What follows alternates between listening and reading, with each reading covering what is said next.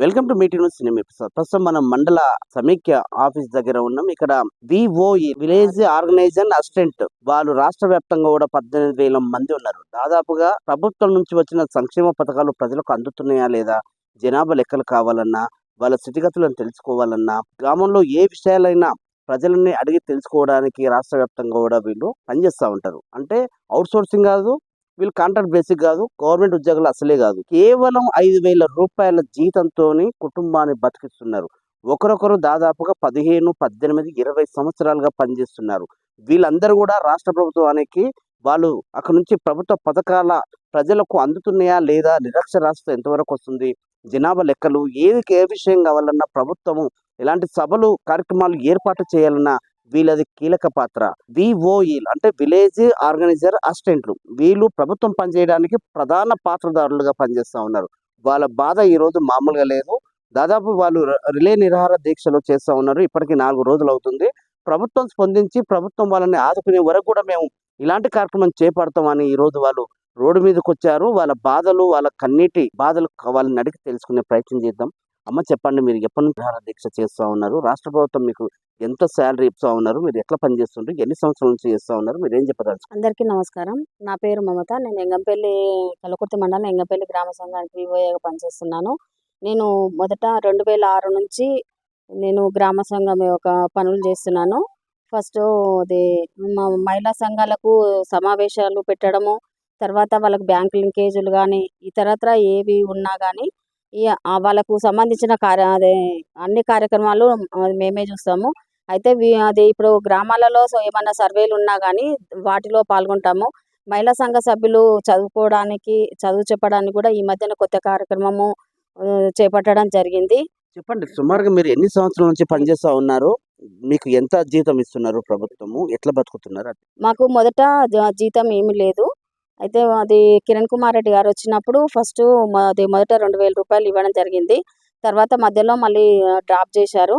తర్వాత మళ్ళీ కేసీఆర్ గారు వచ్చినప్పుడు 3,000 ఫస్ట్ 3,000 రూపాయల వేతనం ఇచ్చారు. తర్వాత పెంపు చేసి ప్రస్తుతము 5,000 వేతనం వస్తుంది మాకు ప్రతి నెల. ఈ 5,000తోనే మా కుటుంబాన్ని పోషించాలంటే మాకు ఇబ్బందిగా ఉంది. ఈ పని చేసుకుంటూ మళ్ళీ మేము వేరే పని చేసుకోలేకపోతున్నాము.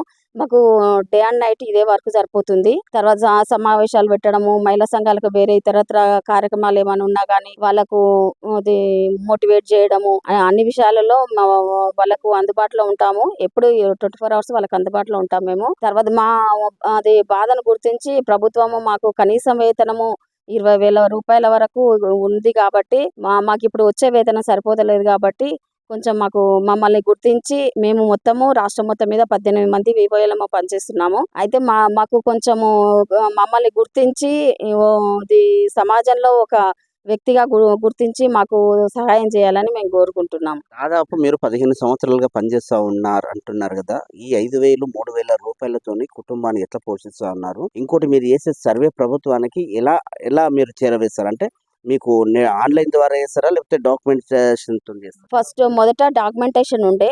ఇప్పుడు అన్ని ప్రతిదీ మా సొంత మొబైల్తోనే మా యాప్లు ఉంటాయి. మేమే మా సొంత ఫోన్లలో అది రీఛార్జ్ కూడా మేమే చేయించుకోవాలి. అది నెట్ బ్యాలెన్స్ అవి ఏమి ఉండరు. మేము సొంతంగా వేసుకొని ఆన్లైన్లో సర్వే చేయాల్సి ఉంటుంది. ఇంకొకటి, సంఘాలకు సంబంధించిన అది బ్యాంక్ లింకేజ్ ఎంత ఇప్పిస్తున్నాము, ప్రతి నెల రీపేమెంట్ ఎంత అవుతుంది, అది ప్రతి నెల ఆన్లైన్లో ఎంట్రీ చేయాల్సి ఉంటుంది. అది ఆన్లైన్లోనే చేయాలి. తర్వాత ఇంకా అకౌంటింగ్ యాప్ అని, తర్వాత లోకోస్ అని, అంటే ఇప్పుడు ఇంతకుముందు రాష్ట్ర ప్రభుత్వం వరకే ఉంటుండే. ఇప్పుడు కేంద్ర ప్రభుత్వం కూడా లోకోస్ అని కొత్త యాప్ పెట్టిరు. అంటే ఇప్పుడు మొత్తము మేము చేసేది 5 రకాల యాప్లు మేము మొబైల్లోనే చేయాల్సి ఉంటుంది. అది మాకు ఇప్పుడు గవర్నమెంట్ నుంచి ఎలాంటి నెట్ సౌకర్యం లేదు. ప్లస్ ఫోన్లు కూడా మావే, నెట్ కూడా మాదే. మీకు ఇచ్చే 5,000 రూపాయలతోని అందులో బ్యాలెన్స్లు వేసుకోవాలి, యాప్లు డౌన్లోడ్ చేసుకోవాలి, రీఛార్జ్ చేసుకోవాలి, మళ్ళీ ఎక్కడైనా కార్యక్రమాల కంటే వెళ్లాల్సి వస్తుంది. సో కేవలం 5,000 రూపాయలతోని ఇదంతా ఎట్లా మెయింటైన్ అవుతుంది? మరి మీరు ప్రభుత్వం దృష్టి కానీ, అధికారుల దృష్టి కానీ ఇలాంటి కార్యక్రమాలు చేసి వాళ్ళకి దృష్టికి తీసుకెళ్లే ప్రయత్నం చేయలేదా? చేసినాం సార్. ఇంతకుముందు గతంలో కూడా 42 రోజులు సమ్మె చేయడం జరిగింది. అదే వేతనం పెంచుతామన్నారు కానీ ఇప్పటి వరకు ఇంకా 5,000 వస్తుంది, ఏం పెంచలేదు. అదే కొంచెం మమ్మల్ని కూడా గుర్తించి వేతనం పెంచాలని, ఇంకొకటి ఇన్సూరెన్స్ లేదు మాకు, అట్లాంటిది బీమా సౌకర్యం కూడా కల్పించాలని, తర్వాత మేము ఇన్ని సంవత్సరాల నుంచి పనిచేస్తున్నాం కాబట్టి మాకు అర్హత ఉన్న వారికి సీసీలుగా కూడా గుర్తింపు ఇచ్చి మమ్మల్ని చేయాలని అనుకుంటున్నాం సార్. మీరు చెప్పండి, మీరు సుదీర్ఘంగా ఎన్ని సంవత్సరాల నుంచి పనిచేస్తా ఉన్నారు? మీకున్న అనుభవం ఇట్లా మీ బాధలు, మీ కష్టాలు చెప్పండి. అందరికి నమస్కారము. మాది గ్రామం తోటపల్లి. అంటే 20 సంవత్సరాల నుంచి చేస్తున్నాం సార్. మేము ఇంతకుముందు ఫస్ట్ మాకు ఒక 10, 5, 6 సంవత్సరాలు జీతం అనేది ఏం లేదు. మేము వాళ్ళకు సేవ చేసుకుంటూనే ఉంటున్నాం. గవర్నమెంట్ ప్రతి ఒక్క పని ఏ పని చెప్పినా కానీ అందులో పాల్గొనాలని చెప్తారు. కానీ మాకు జీతాలైతే సరిగ్గా లేవు. అది జీతం లేదు కాబట్టి మా కుటుంబం పోషించుకోవడానికి కూడా కొంచెం ఇబ్బందికరంగా ఉంది సార్. అందుకని మాకు జీతం పెంచగలరా? సో మొత్తానికి చూస్తున్నాం, రాష్ట్ర వ్యాప్తంగా కూడా ఇలాంటి గ్రామాలలో పనిచేసే వాళ్ళు దాదాపు 18,000 మంది ఉన్నారు. వాళ్ళ బాధలు మామూలుగా లేవు. కనీసం 5,000 రూపాయలతోని ఫోన్ రీఛార్జులు, ట్రాన్స్పోర్ట్లు ఇవన్నీ చెప్పండి. మీరు సుదీర్ఘంగా ప్రభుత్వానికి ఏం చెప్పదలుచుకున్నారు? మేము కనీసం వేతనము మాకు 5,000 ఇస్తున్నారు ప్రస్తుతము. కాకపోతే మాకు కనీస వేతనం కుటుంబాలు గడవడం లేదు. మాకు కనీసం 20,000 జీతము ఇవ్వాలనేసి ప్రభుత్వం అనేసి కోరుకుంటున్నాను. మాకు ప్రభుత్వం నుంచి ఏదో ఒక ఆదేశం వచ్చినా మేము ప్రతి ఒక్క పని చేయవలసి వస్తుంది. మహిళలకు చీర ఇవ్వడం గాని, స్నేహ సంఘాలు చేయడం గాని, మరియు వృద్ధుల సంఘాలు కూడా చేయడం జరుగుతుంది. అలాగే ఈ కిషోర బాలికల సంఘాలు కూడా మేమే చేయడం జరుగుతుంది. ప్రతి ఒక్క ప్రభుత్వం నుంచి వచ్చే ప్రతి ఒక్క పని మాత్రం మేమే చేయవలసి వస్తుంది. మహిళని కోటీశ్వరులు చేస్తామనే ఉద్దేశంగా ప్రతి ఒక్క పనిలో మమ్మల్ని భాగస్వామ్యం చేస్తున్నారు. ఇందిరమ్మ ఇల్లు సర్వే కూడా మా ద్వారాగా సర్వే చేయడం జరుగుతుంది. అలాగే వాళ్ళకు లోన్ ఇవ్వడం కానీ, రీపేమెంట్ చేయడం కానీ, శ్రీనిధి రికవర్ చేయడం వల్ల మాకు చాలా ఇబ్బందిగా ఉన్న మమ్మల్ని ఆదివారాల పూట కూడా మా యొక్క పై అధికారులు ఒత్తిడి చేసి మమ్మల్ని ఇబ్బందులుగా పెడుతున్నారు. కనీసం సండే కూడా వాళ్ళు రెస్ట్ తీసుకో అనేసి చెప్పడం లేదు. సండే పై అధికారులు చాలా సీరియస్ అయ్యి మాకు 30 రోజులు పని చేపిస్తున్నారు. మా పై అధికారులు మమ్మల్ని కొంచెం మా ప్రభుత్వం గుర్తించి మా యొక్క కష్టానికి తగ్గ ఫలితం జీతం మమ్మల్ని కొంచెం పెంచమనేసి ప్రభుత్వము కోరుకుంటున్నాము. ప్రభుత్వం నుంచి వచ్చే చీరలు కూడా మేమే అందజేస్తున్నాము. ప్రతి ఒక్క డిపార్ట్మెంట్ నుంచి వచ్చే ప్రతి పనిని మమ్మల్ని చేయమని చెప్తున్నారు. మాకు ఈ పని ఆ పని అనేసి లేదు. ప్రతి గవర్నమెంట్ నుంచి వచ్చే ప్రతి పనిలో మమ్మల్ని ఇన్వాల్వ్ చేసి మమ్మల్ని పనికి యూజ్ చేసుకుంటున్నారు. మా యొక్క పనికి తగ్గ కనీస వేతనం మీరు చెప్పండి. సుదీర్ఘంగా రాష్ట్ర ప్రభుత్వానికి మీరు ఎన్నో ఏళ్ళ నుంచి 15 నుంచి 18 ఏళ్ళ నుంచి చేస్తా ఉన్నారు కదా. నెలసరి జీతం కేవలం 5,000 రూపాయలతోని చాలా వరకు మీరు ఇబ్బందుల పాలవుతున్నారు.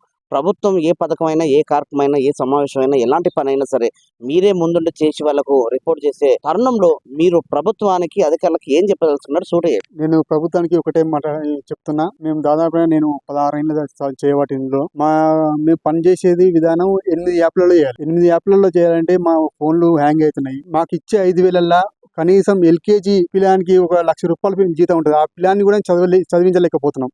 మేము ఎలా జీవించాలి? ఇది ప్రభుత్వం దృష్టిలో పెట్టుకుని మాకు కూడా జీతాలు వేస్తే బాగుంటది. ప్రతి డిపార్ట్మెంట్ లో చిన్నపిల్లలు నిరక్షరాస్యత నుంచి కూడా మేము సర్వే చేసి స్కూల్ కు పంపవలసి వస్తుంది. ఇప్పుడు మహిళా సంఘాల చదువుకున్న వాళ్ళకు కూడా నిన్న లోకస్ యాప్ లో వాళ్ళకి చదువు చెప్పాలి.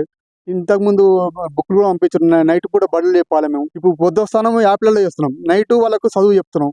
మాకు ఏ విధంగా వెళ్తుంది? వెళ్ళదా కాబట్టి మేము గవర్నమెంట్కి ఇదే విన్నపం చేస్తాం. దయచేసి మా ముఖాలు చూసి మమ్మల్ని చూసి మాకు వేతనాలు పెంచాలని. ఇంతకుముందు సీతక్క కూడా మాకు అసెంబ్లీలో చెప్పింది, ఈ వివోలకు కనీసం 20,000 చేయాలని చెప్పింది. ఇప్పుడు ఉన్న మినిస్టర్ ఆమెనే కాబట్టి ఆమెను వేడుకుంటున్నాము. ఇప్పుడు 20,000 జీతం చేయాలని ఆమెకు ఇంతకుముందు వినతి పత్రం కూడా ఇచ్చినాము.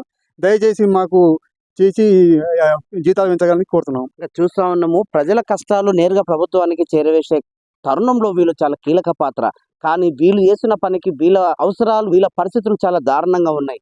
కేవలం 5,000 రూపాయలతో కుటుంబ పోషణ కానీ, పిల్లల చదువు కానీ, వాళ్ళ అవసరాలు కానీ, కావాల్సిన ఇంట్లో ఎన్నో ప్రాబ్లమ్స్ వాళ్ళు ఫేస్ చేస్తున్నా కూడా ప్రభుత్వం ఎట్టి పరిస్థితుల్లో కూడా పట్టుకోలేక వాళ్ళకు ఒక సుదీర్ఘ కార్యాచరణ లేకుండా ఇప్పటికి కూడా కేవలం 5,000 రూపాయలతో వాళ్ళు మొత్తం 30 రోజులు పనిచేసుకునే తరుణంలో రాష్ట్ర వ్యాప్తంగా కూడా పెద్ద ఎత్తున కూడా ఈ నిరసన కార్యక్రమాలు చేశారు.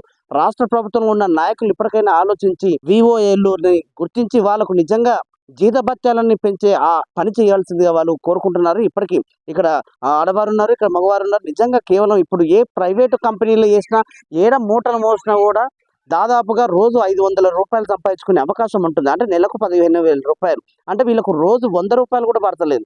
100 నుంచి 150 రూపాయలు. అందులో దాదాపుగా ఆన్లైన్ వీళ్ళు రీఛార్జ్ చేసుకొని, యాప్లు డౌన్లోడ్ చేసుకొని మార్నింగ్ 9 నుంచి రాత్రి 9 గంటల వరకు కూడా వీళ్ళు ప్రభుత్వానికి చేరవేసే తరంలో ముఖ్య పాత్ర పోషిస్తున్నటువంటి వీళ్ళు ఈ రోజు ప్రభుత్వం ఎందుకు వీళ్ళని పట్టించుకోలేదు?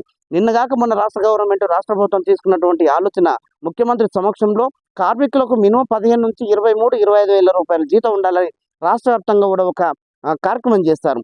కానీ వీళ్ళది నిజంగా గ్రామ స్థాయిలో తీసుకొచ్చినటువంటి పెద్ద ఎత్తున కూడా ప్రభుత్వానికి అన్ని విధాలుగా వీళ్ళు కావలసినటువంటి రిపోర్ట్ ప్రభుత్వానికి చేరవేసే తరంలో నిజంగా వీళ్ళు ఫెయిల్యూర్ అవుతున్నారు. వాళ్ళ బాధలు, వాళ్ళ కష్టాలు, కన్నీళ్లు నిజంగా పిల్లలను చదివించుకోలేని పరిస్థితిలో ఉన్నారు. ఇకనైనా రాష్ట్ర ప్రభుత్వం స్పందించి వీళ్ళ జీవితాలకు వీళ్ళకంటూ ఒక సుదీర్ఘమైన ఒక జీతభత్యాలను పెంచే పని చేస్తారని కోరుకుంటున్నారు. చూస్తూనే ఉండండి మీటింగ్ న్యూస్. నేను మీ ప్రసాద్.